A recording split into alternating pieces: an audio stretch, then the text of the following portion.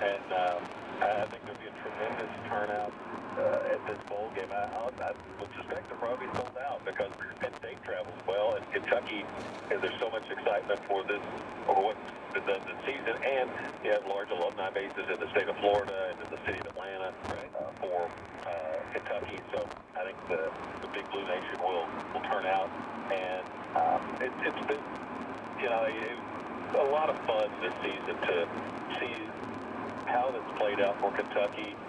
It's early to get rid of the albatross of the Florida street, and then to have arguably, the all-time best running back in Kentucky. Yeah, have that claim if he gets 107 yards on Saturday, and you can make the case for the all-time best defensive player. Art Still fans would argue, or Bob Gain fans, but you can make a case that you've had a chance to watch the best running back ever and the best defensive player ever in the same season for Kentucky. Well, these guys are clearly in the conversation for all-time best, and it's even if no matter what happens on Tuesday or whatever, it's a great step forward for the program, is it not? Yeah, it is, and it looks like they're building something that can be sustained. Yeah. And that's as opposed to a one-year wonder, because they're recruiting well, and also many coaches through the years for Kentucky have come in and talked about recruiting in Ohio and getting those players to come down and play in the SEC. And this staff has been the one that's finally been able to do it because of the connection in that state for Mark Stoops and Mr. Harrell. And if you do that the way that they have, there's always been a knock against the Kentucky prospects for improvement has been the lack of a recruiting base versus the other SEC schools. You only had under SEC caliber players maybe year in and year out. Well, if you get to add Ohio to your base, effectively what they've done, then all of a sudden that number grows substantially, and it looks a little different. And recruiting is what it's all about to get the players, and they have done a really good job of that. It would seemingly be in a position to. That's what I always said with Philly Kentucky football. I don't know what the ceiling was. It's there somewhere, whatever the ceiling is. But why not claim a spot on the hill and hold that? Is what they've done here, and then hold from there. Take another piece of that hill, and then hold that, and then at some point you may not be able to get to the top, but who knows? Maybe you can. I just think it's just a great step forward. To wrap up here, what do you know about this Penn State team? I mean, we're going to, all this is great, but we're actually going to play football here. How do you see this game, and what do you know about Penn State? Got a really good quarterback. He's the all-time winningest quarterback at Penn State, Trace McSorley, and he's the comparison I've heard most often from the folks around the Kentucky program is Mississippi State and their quarterback Fitzgerald in terms of a guy who's tough, good passer, but can also hurt you with his legs. McSorley ran for, I think, 175 yards when they almost beat Ohio State. So, Kentucky fared well against Mississippi State, but it'll be that kind of challenge. So that's where it starts, I think, for Penn State. Defensively, Kentucky's 8th in the nation in scoring defense. Penn State's 20th. So on paper, it would figure to be, a close game. Kentucky's played a lot of those.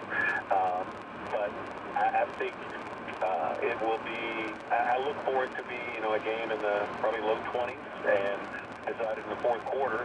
And, Terry Wilson came on strong in those last couple of games for Kentucky and maybe got back to good health, and now a month of rest, fresh legs, etc. If he can match McSorley or perhaps even outplay him, that would be a big key for Kentucky. Well, we will be listening on Tuesday. You got a big weekend, man. You're doing the Louisville game tomorrow, then you're flying, leaving Sunday or something for Florida? Leaving out of Louisville on Sunday morning, and then I'm actually going to stay down in Florida for a couple days and flying over to Alabama because the first conference game's in Tuscaloosa. So, these next few days could be awfully exciting for Kentucky fans if you could get the Louisville win and then add a bowl win on Tuesday to ring in the new year. Boy, I think there is no doubt about it, and you're going to see Kentucky fans strong in Florida on Tuesday. I know they've always traveled well, and there's a lot of excitement, and it's all good. I'm hoping for great things to happen on Tuesday. Tom, I'm looking forward to the matchup. I really appreciate you spending some time with us. We'll be listening for you tomorrow and again on Tuesday when the Cats play some football. So thanks very much for doing this. Early Happy New Year, Joe. All right, Tom. You too, man. Tom Leach, the voice of the Cats, joining us this morning to talk a little UK basketball, and I had to talk with going bowling on New Year's Day. Pretty strong. Mark Stoops has got it going. I mean, you've got to give the guy tremendous credit. He just seems to put building block on top of building block. He just methodically, systematically, he just gets this done. And the program gets, it gets a little better every year, gets in better shape. I think he's building something impressive. It's 21 after 11. We'll take a quick time out. Coming right back with more. Joe Ellis, Radio 840 WHAS. This report is sponsored by the Kentucky Blood Center. Radio 840 WHAS. Traffic.